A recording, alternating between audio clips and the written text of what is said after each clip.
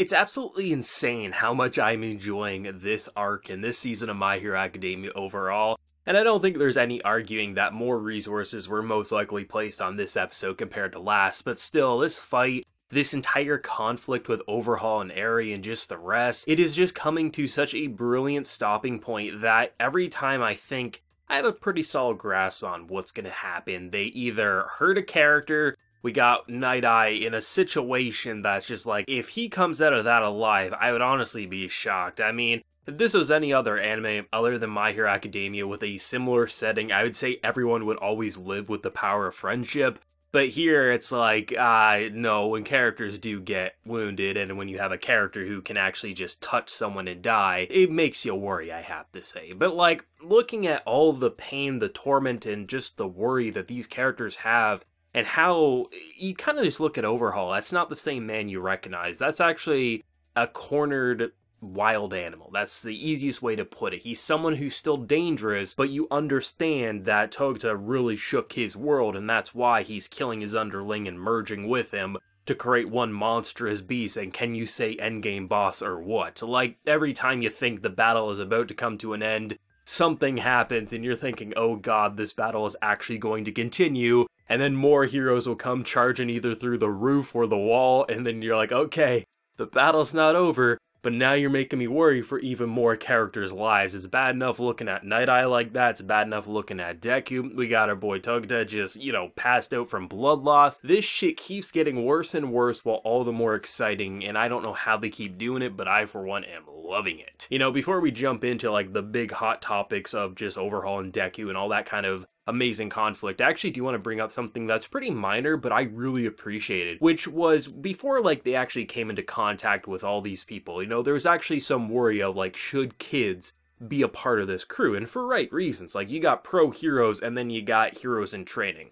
Does it really make sense to bring, your tag along, bring your kids to work day to your actual main mission? It doesn't make much sense. And one character who was pretty against this all along, we get a little bit of information being like, oh, he actually has a family, he's a recent father, and the whole reason why he's like, damn kids are in my workplace, wasn't that he just hated kids, it was actually because he was kind of taking into consideration that, would I want one of my kids to be in this situation? Absolutely not. He actually has that parental love, which I really like. And then, of course, you have the League of Villains stuff, which, once again, they're just kind of chilling. They're just kind of, like, realizing that, shit, we don't have to do anything. We can just let these two groups clash with each other. And most likely, whoever wins, it doesn't matter. We can just take up the scraps, right? And I love how I completely forgot about this, was that if the League of Villains were to be incorporated into this, Deku and the rest were supposed to be withdrawn. And I was like, oh, shit. Are you really gonna blue balls us like that? So I was glad that, they brought it back up, but they gave us a believable reason of why now's not the time, even though these two groups are in one location, let the police deal with one and we'll deal with the other. I was like, thank God, because would you really want to say, alright Deku, it's time to go home for your bedtime, and then he breaks the rules? It's like, no, you don't want to see that again. You want to see them kind of united under one banner. So that entire intro, even though that's going to get overshadowed by the amazing battle and just the emotional conflict, I like seeing characters understand why they were so against, kids joining the crew, and also just seeing more of the League of Villains and tying up those loose ends. But of course, this battle with Deku and, got Night Eye and just things like that, it was great. And I mean, it's no surprise that Eri's being completely emotionally abused to the point that it seems like, her body was just getting destroyed and then repaired over and over again. Like, this is beyond sick and twisted. This guy is a lunatic for what he is doing. That is no surprise. But to actually see how far they went in with this battle, like, it was actually pretty crazy. Like, I love seeing the spikes go in every which direction. Like, it honestly feels something you would want to run away from. It's understandable why this little girl, even ignoring what has been done to her body, all for the progression of this drug, you just look at what this man can do and how he talks to anyone, saying no one cares for you and you're going to die. And the more mad he gets, the more feral and just dangerous he becomes. Like, you honestly feel in the same situation as Eri watching this battle unfold, being like, holy shit, if Togata can do it, is Deku gonna be able to do it? Like, Night Eye, like, everyone's just going to get killed. It starts off pretty like, okay, everything's going according to plan. The ability's been at least stopped for the time being. Got Razorhead, everything's seeming okay. We're just gonna have characters pummel him. He's actually being scared. There's being this, like, mockery. The only reason you're doing this is because you're actually scared of Togata. Like, there was a lot of, like, okay, The battle is going to be wrapped up probably in 5 minutes, maybe there will be a little retreat or something, and then it all just comes crashing down. And to really see the amount of pain that was inflicted in these characters, I love how it's not even just like body pain, it's actually emotional distraught. Like, you got people like Night Eye, who is just terrified of looking into the future, as he feels like every time he looks into the future, sees what's to come, it's almost as if he's determining what will happen to someone, because no matter how much he tries to change it, you know, the fate of the universe will just all come back to the same point that it always has to come to. And at the end of the episode, it looks like Deku is going to die, and that's something that terrifies him. He truly believes, and it's understandable, this guy's had his power for how long? He's pretty damn sure of how it operates, but I think the idea of like twisting fate is a theme that goes beyond just Deku. It's the idea of All Might's legacy in general, like the idea of twisting fate. Like, I love how even though we have a character who lost his ability, that doesn't mean he's done for as a hero. Like, yes, maybe he can't go into battles the same way as he once did, but it doesn't mean he can't be a hero in his own way, taking the amazing skills that he was able to acquire as he became an amazing hero. You know, someone who could save 1 million people. The idea of All Might's legacy is the idea of twisting fate. If you're going to die, you don't stop and run away because you're going to die. You charge in head first because there's someone in trouble, right? So I love the idea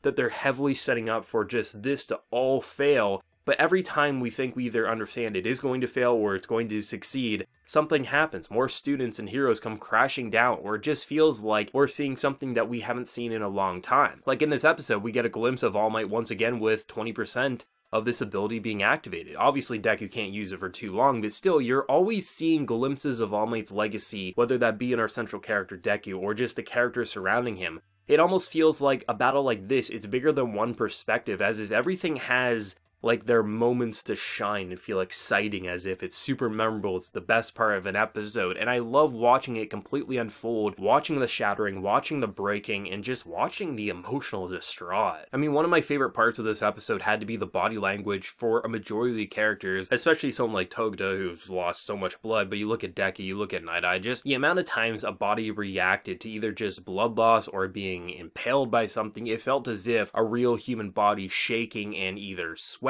or feeling exhausted, or they were ready to give up. It almost felt like, in a lot of ways, real characters, real people with a lot of the reactions, even though, of course, we're looking at drawings. At the same time, the way they went in for a lot of those smaller details that everyone's going to look at the flash, either the spikes or just the punches, the glows, all the things that are obviously eye candy, but those like little moments in how a body reacted are what sell a fight such as this, to make it feel like it's more than just a lot of characters throwing around energy balls or punching each other harder. It actually feels like real people being exhausted, scared, and, you know, are actually getting wounded and winded. And that's a lot of details that I feel like a lot of series just kind of mess up. They don't get it right as often as they should. In a battle that's supposed to make us terrified alongside these characters, I'm glad to see those details. And I'm glad to see, like, even though it may not have been Toguta's spotlight in this episode, he's still, when we saw him on screen, it looked like he was fighting for his life, and he did sacrifice a lot for this battle. I love how there is that much detail to really make us feel like every time it feels like we're actually worried for characters. That's why when Night Eye gets stabbed by those spikes, it's like, shit, he's probably gonna die. If Deku had been impaled fully by those spikes, I would have been like, yep, he's gonna die too. The fact that he was just, you know, he got lucky, and the fact that, you know, they weren't large enough spikes to actually, you know, fully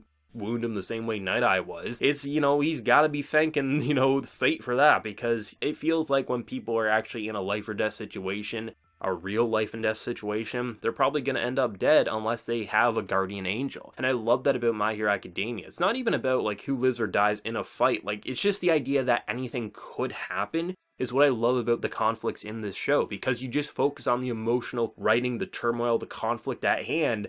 And if a character lives, if a character dies, if a character wins or loses, either way, it feels like the way it goes down, it feels believable in the context of My Hero Academia's world. I don't think I actually mentioned it so far with this battle, but even though like the music and obviously the voice actors are going in, you hear the pain from just being impaled or hit or tossed around, the voices, like, they get across that pain and emotion quite well, but I'm actually been pretty impressed with the sound effects in this battle as well. Like, the amount of times, like, the world is either shifting or being just completely shattered and broke. Like, I love how it feels like we're actually a part of this battle. Like, if you close your eyes, just listen to what's happening, you actually feel like things are happening in this world, and it's not just like there's two characters and they're just punching each other. It's like there's actually interaction with their environment, which is another detail that My Hero Academia does pretty damn well. Like, usually with like a battle shown in any sort of action sequence like this, the sound effects are usually pretty decent. Like, they're rarely underwhelming, I'll say that. But I will say, like, this battle in particular is going above and beyond what I typically expect for a series like this. It honestly feels, with as much destruction that's happening to this environment, it truly feels like the sound effects are doing just as amazing of a job as the visuals are,